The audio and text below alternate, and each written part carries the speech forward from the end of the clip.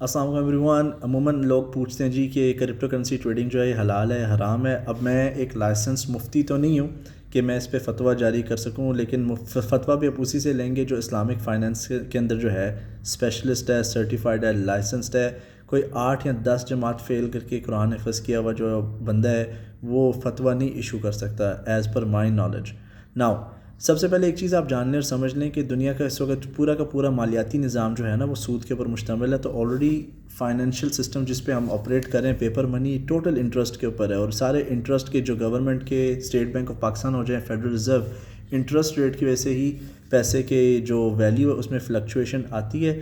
लेकिन if you want to have proper knowledge, मैं इसी वीडियो के डिस्क्रिप्शन बॉक्स के अंदर एक यूट्यूबर का लिंक और एक फतवा का लिंक पोस्ट कर रहा हूँ। आप वहाँ पर जाकर एक्सप्लोर कर सकते हैं, ब्राउज़ कर सकते हैं, अपनी ड्यू डिलिजेंस करें, and you will know what's the right answer. Thank you so much and take care.